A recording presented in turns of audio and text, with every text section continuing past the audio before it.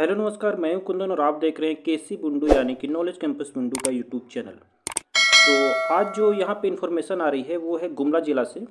गुमला ज़िला में आवासीय कस्तूरबा गांधी बालिका विद्यालय में वैकेंसी आई है, जिसमें कि सिर्फ और सिर्फ महिलाओं के लिए वैकेंसी है। तो उसी के ऊपर आज चर्चा करने वाले हैं।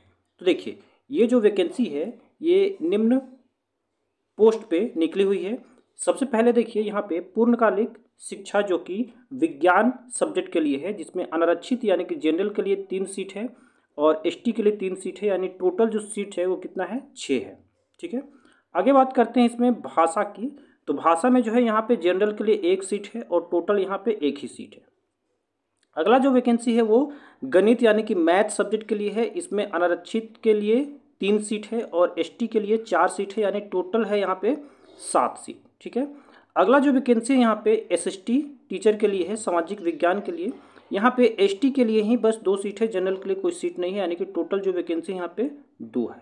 ठीक है, चलिए लास्ट जो है यहाँ पे वैकेंसी वो है शारीरिक शिक्षा के पोस्ट के लिए। यहाँ पे जनरल पोस्ट है और टोटल जो है यहाँ पे 1 ही है। ठीक है, तो इस प्रकार से यहाँ पे हम देखें कि विज्ञान में टोटल 6 सीट है, भाषा में 1 सीट है, मैथ में 7 यानी 7 सीट है, एसएसटी में 2 सीट है और शारीरिक शिक्षा में 1 सीट है। ठीक है, चलिए आगे बात करते हैं कि इस वैकेंसी को आप अप्लाई कैसे करेंगे। तो देखिए, ये जो वैकेंसी है ये पूर्णतः ऑफलाइन है। ठीक है, ऑफलाइन है, यानी कि इसकी जो लास्ट डेट रखी गई है वो 10 सितंबर 2022 रखी गई है।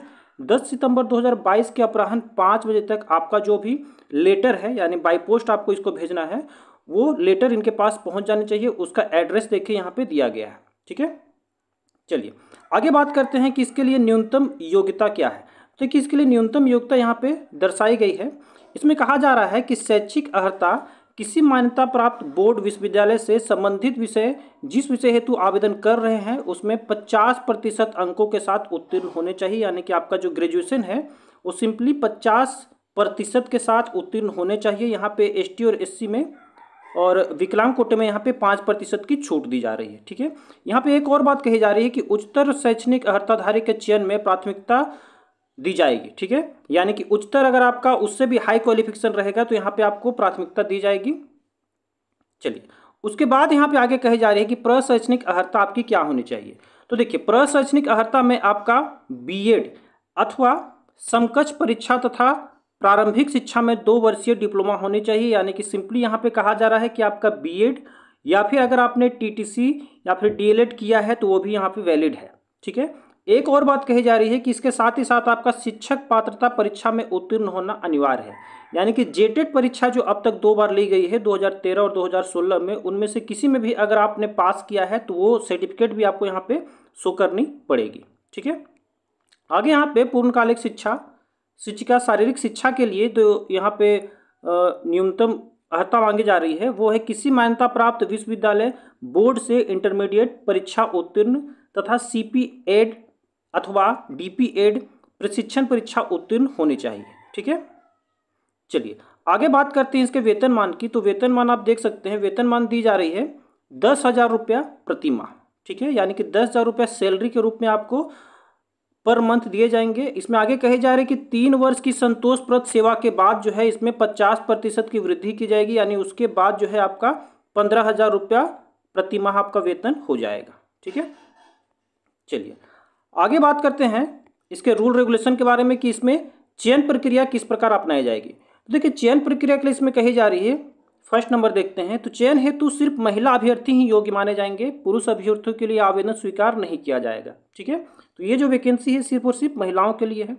आगे इसमें कही जा रही है कि चयनित होने वाले पूर्णकालिक शिक्षिका की सेवा अनुबंध के आधार पर प्रथमतया 1 वर्ष के लिए ली जाएगी। यानी कि स्टार्टिंग में जो आपका पीरियड यहाँ पे रखा जाएगा वो सिर्फ और सिर्फ 1 वर्ष के लिए ही रखी जाएगी। उसके बाद अगर आपका देखा जाता है कि आपने जो भी परफॉर्मेंस किया है वो संतोषप्रद है तो उसके बाद इसमें 1-1 वर्ष के लिए अवधि जो है उसमें विस्तारित की जाएगी। ठीक है, चलिए इसमें आगे कही जा रही है कि दिव्यांग कोटे के लिए और ईडब्ल्यूएस कोटे के लिए यहाँ पे वैकेंसी नहीं शो की गई है।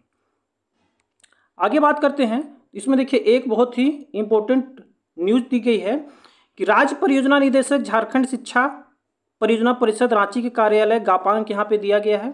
ठीक है, दिनांक 22/8/2022 के कंडिका 2 के अनुसार राज्य सरकार द्वारा टीईटी यानी कि राज्य सरकार ने जो भी यहाँ पे टेट एग्जाम लिया है उसके प्रमाण पत्र को आजीवन मान्यता दी गई है, यानी उसका जो सर्टिफिकेट है अब तक जितने भी बार यहाँ पे जेटेट एग्जाम हुए हैं उसके वैलिडिटी को बढ़ाकर यहाँ पे लाइफ टाइम कर दी गई है। ठीक है, चलिए अगला पोर्शन देखते हैं। यहाँ पे कहा जा रहा है कि जो भी कैंडिडेट्स झारखंड से मैट्रिक और इंटर किए हैं सिर्फ वही इस पोस्ट के लिए एलिजिबल माने जाएंगे। ठीक है, एक और बात कही जा रही है कि अगर आपका यहाँ पे एसटी एससी या फिर ओबीसी से बिलोंग करते हैं, यानी कि आप यहाँ पे आरक्षण जो भी आपका आता है जाति समुदाय से, अगर आप आरक्षण कोटि में आते हैं तो ये जो है नियम ये आपके ऊपर लागू नहीं होगा। ठीक है, चलिए आगे है। यहाँ पे कही जा रही है सभी पदों के चयन में जिला स्तरीय आरक्षण नियमों का पालन किया जाएगा, यानी कि ये जिला स्तर का वैकेंसी है। ठीक है, आयु सीमा की बात करते हैं तो देखिए यहाँ पे कहा जा रहा है कि फीमेल अनरिजर्व के लिए यानी जनरल कोटि के लिए यहाँ पे जो मैक्सिमम एज रखी गई है वो है 38 साल। ठीक है, एसटी के लिए जो है वो रखी गई है 40 साल। ठीक है, और पर्सन विथ डिजेबिलिटी यानी कि जो पीडब्ल्यूडी कैंडिडेट्स है उनके लिए यहाँ पे 10 वर्ष का एज रिलैक्सेशन दिया जा रहा है। आयु की गणना जो है वो 1 अगस्त 2022 के आधार पर की जाएगी। देखिए आगे यहाँ पे कही जा रही है आवेदन सिर्फ विहित प्रपत्र में पूर्णतः भरे हुए आवेदन पत्र सभी अनुरोधकों के साथ निर्धारित अंतिम तिथि जो है यहाँ पे मैंने पहले ही बताया था 10 सितंबर 2022 के अपराह्न 5 बजे तक केवल निबंधित डाक यानी कि आपको यहाँ पे रजिस्ट्री पोस्ट के माध्यम से ही भेजनी है। ठीक है, उसका एड्रेस क्या है तो आप देख सकते हैं एड्रेस पदाधिकारी सह जिला कार्यक्रम पदाधिकारी समग्र शिक्षा अभियान गुमला इंपीरियल बिल्डिंग सदर अस्पताल परिसर गुमला, पिन कोड यहाँ पे दी गई है 835207, यानी कि इस एड्रेस को ही लिख के आपको अप्लाई करना है। ठीक है, अंतिम तिथि के बाद आवेदन स्वीकार नहीं किए जाएंगे। ये जो है नोटिफिकेशन आप इनकी ऑफिशियल वेबसाइट gumla.nic.in पर भी देख सकते हैं। ठीक है, देखिए इसके साथ आपको क्या क्या अटैच करना है। सबसे पहले यहाँ पे कहा जा रहा है कि वैकेंसी में आपको 2 स्वपता लिखा हुआ इन्वेलप आपको देना है, यानी कि 2 सेल्फ एड्रेस्ड आपको इन्वेलप यहाँ पे साथ में अटैच करनी है। साथ ही साथ सभी शैक्षणिक प्रशैक्षणिक शिक्षा पात्रता परीक्षा तथा अन्य स्व अभिप्रमाणित जो भी आपका डॉक्यूमेंट्स है उसका फोटोकॉपी जो है यहाँ पे लगाना है सेल्फ अटेस्टेड करके। ठीक है, चलिए आगे चलते हैं। यहाँ पे कही जा रही है कि अगर आप यहाँ पे आरक्षण कोटि की श्रेणी में आते हैं तो अपना जाति प्रमाण पत्र भी आपको यहाँ पे देना पड़ेगा, आपको आवासीय प्रमाण पत्र भी देना पड़ेगा। ठीक है, और यहाँ पे एक और बात कही जा रही है कि ये कस्तूरबा गांधी बालिका विद्यालय जो है ये आवासीय विद्यालय है, तो आपको अगर यहाँ पे सिलेक्शन हो जाता है तो आपको स्कूल में रहना पड़ेगा। ठीक है, अभ्यर्थियों का चयन उपायुक्त की अध्यक्षता की गठित चयन समिति के आधार पर किया जाएगा। चयन समिति हेतु जो भी निर्णय लिया जाएगा वही अंतिम माना जाएगा। ठीक है, आगे यहाँ पे लिखी गई है कि अपरिहार्य कारणों से चयन प्रक्रिया किसी भी समय स्थगित या रद्द करने का अधिकार उपायुक्त सह अध्यक्ष जिला कार्यकारिणी समिति झारखंड शिक्षा परियोजना गुमला को सुरक्षित रहेगा, यानी कि उनके पास अधिकार रहेगा कि वो इस वैकेंसी को कभी भी कैंसिल कर सकते हैं। चलिए आगे यहाँ पे कही जा रही है आवेदित करने वाले अभ्यर्थी को अनिवार्य रूप से आवेदन के लिफाफा के ऊपर लाल रंग से जो भी मोटे अक्षर में आवेदित पद का नाम यानी पोस्ट का नाम एवं कोटि अंकित करना पड़ेगा, यानी कि आप जो इन्वेलप अप्लाई कर आप जो इन्वेलप दे रहे हैं उस इन्वेलप में मोटे और लाल कलर के रंग से आपको वहां पे आवेदित पद का नाम और कोटि का नाम अंकित करना पड़ेगा। ठीक है, अन्यथा आवेदन अस्वीकार कर दिया जा सकता भी है। ठीक है, चलिए अपूर्ण एवं अहस्ताक्षरित आवेदनों को स्वीकार नहीं किया जाएगा। ठीक है, चलिए अब इसके फॉर्म की ओर चलते हैं कि इसका फॉर्म किस प्रकार से है, आप उस फॉर्म को कैसे अप्लाई कीजिएगा।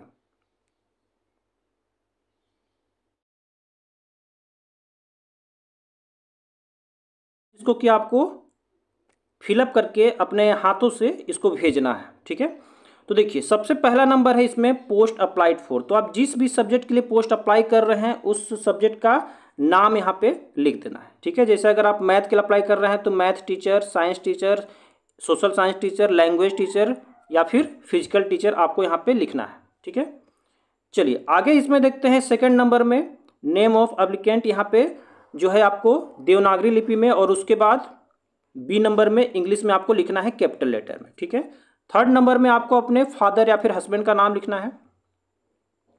डेट ऑफ बर्थ जो है उसको चौथा नंबर यहाँ पे लिखना है। देखिए यहाँ पे डी है, यानी कि आपको यहाँ पे दिन लिखना है, उसके बाद मंथ और उसके बाद ईयर का जिक्र करना है। ठीक है, ये ऊपर में आपको लिखना पड़ेगा।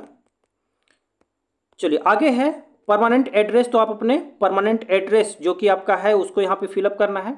ठीक है, और आपका कोरेस्पोंडेंट एड्रेस यानी कि आपका जो भी बाई पोस्ट आपका जहाँ पे जिस एड्रेस में पहुँचता है उस एड्रेस को आपको यहाँ पे लिखना पड़ेगा। ठीक है, चलिए अगला है आपको यहाँ पे मेल और फीमेल शो करनी है, यानी कि फीमेल के लिए है तो सिर्फ यहाँ पे फीमेल ही आपको लिखना है। 8वां में है आपका रिजर्वेशन कैटेगरी, तो आपको यहाँ पे ST और SC यहाँ पे शो करनी है। ठीक है, चलिए 9वां नंबर में अगर आप विकलांग हैं तो उसको यहाँ पे शो करना है, उसका सर्टिफिकेट का जो भी नंबर होगा।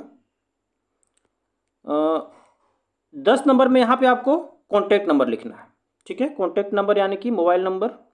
अगला यहाँ पे 11 नंबर में एजुकेशन क्वालिफिकेशन, यानी कि जो भी आपका हायर क्वालिफिकेशन है उसको ही बस आपको यहाँ पे शो करना पड़ेगा। ठीक है, serial number, level of examination, आपका जहाँ से भी आप एग्जाम दिए हैं, ठीक है, उस कॉलेज का नाम, यूनिवर्सिटी का नाम, फुल मार्क्स आपने कितना लाया और प्रतिशत आपको जिक्र करना है। चलिए 12 नंबर में आपने अगर टीचर ट्रेनिंग किया है या फिर B.Ed किया है तो उसको यहाँ पे शो करना पड़ेगा। ठीक है, 13वां नंबर में है यहाँ पर अगर आपने JTET पास किया है तो उसका उल्लेख यहाँ पे करना पड़ेगा। सीरियल नंबर, JTET कब पास किया था, university, full marks obtain, percentage आपका कितना है वो सब शो करना है। ठीक है, और साथ ही साथ ये सबको अटैच भी आपको अपने फॉर्म के साथ करना है। ठीक है, सबसे लास्ट में यहाँ पे डेट और प्लेस का जिक्र करना है और यहाँ पे आपको अपना साइन कर देना है। ठीक है, तो ये तो थी आपकी फॉर्म। आशा करता हूँ कि आप लोग को अच्छी तरीके से समझ में आ गई होगी कि फॉर्म क्या है और कैसे अप्लाई करना है। ठीक है, तो आज के लिए इतना ही करते हैं। अगर आपको वीडियो अच्छी लगी हो तो प्लीज़ चैनल को सब्सक्राइब और वीडियो को लाइक और शेयर अवश्य कर दें। धन्यवाद।